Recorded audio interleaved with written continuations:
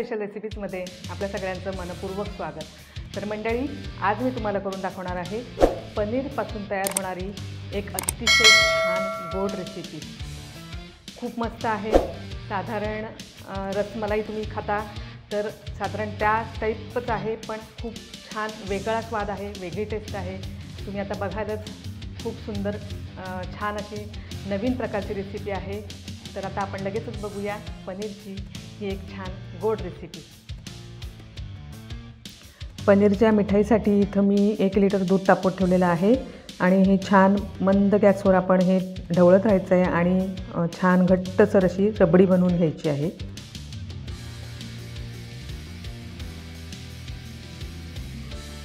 रबडी आपली तयार होत आली आहे।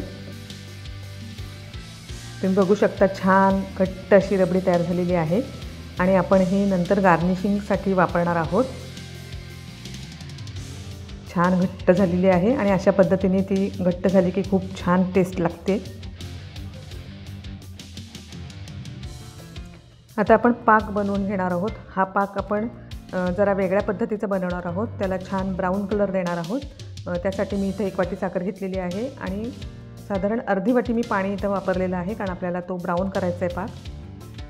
त्याच्यासाठी खूप छान टेस्ट या पाकला येते। छान मंद गॅसवर आपण ही साखर ढवळत राहिलो त्याच्यामुळे छान असा ब्राऊन कलर आलेला आहे। तुम्ही बघू शकता, खूप सुंदर टेस्ट येते या पाकची। आता यातला मी अर्धा पाक काढून ठेवणार आहे।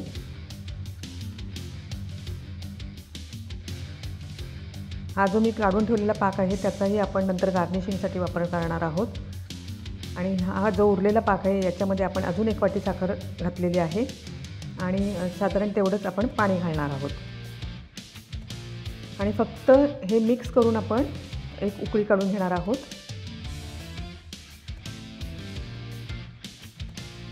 पाकाला एक उकळी आलेली आहे, आपला पाक तयार झालेला आहे। याच्यामध्ये 1 चमचा वेलची पावडर टाकूया।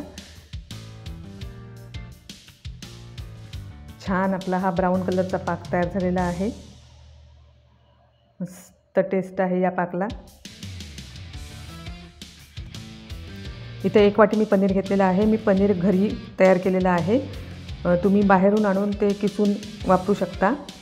आता हे पनीर छान मळून घ्यायचं आहे। आपला हाताचा जो हा मनगटाचा भाग आहे याने आपण छान प्रेस करून ते मळून घ्यायचं आहे। यामध्ये आपण आता रवा टाकणार आहोत। रवा ऑप्शनल आहे, पण मी इथं वापरला आहे। साधारण पाव वाटी रवा मी भिजत घातला होता दुधात आणि आता तो मी याच्यात टाकणार आहे। पनीर छान मळून झालेलं आहे। तुम्ही बघू शकता, साधारण असं झालं पाहिजे।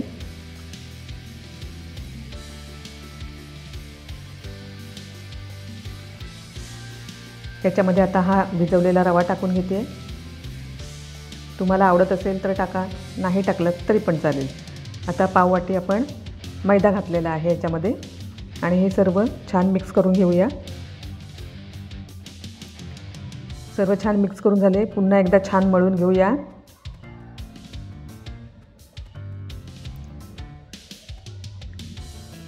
ही पनीरची मिठाई इतकी छान टेस्टी आणि मस्त अशी होते, तुम्हाला नक्की आवडेल।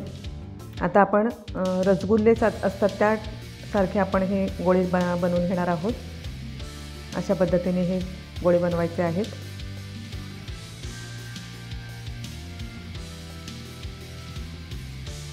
सर्व गोळे आपले तयार झालेले आहेत। आपण जो पाक बनवून ठेवलेला आहे त्याच्यामध्ये आपण आता हे गोळे टाकणार आहोत।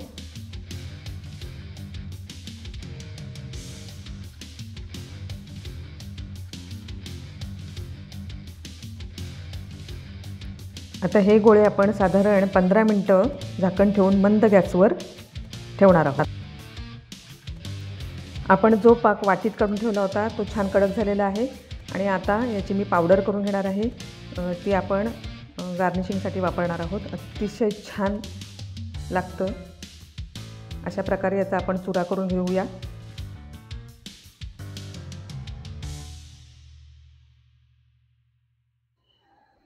आपला चुरा तयार झालेला आहे। खूप छान मस्त टेस्ट असते या चुऱ्याला।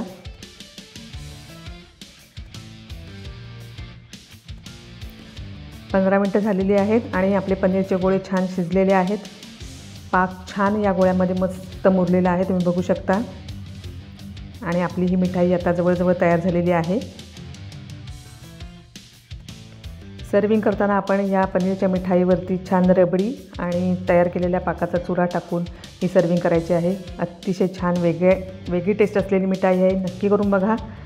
चला तर मंडळी, भेटूया पुन्हा माझ्या नवीन स्पेशल रेसिपीसह गीताच स्पेशल रेसिपीजमध्ये। धन्यवाद।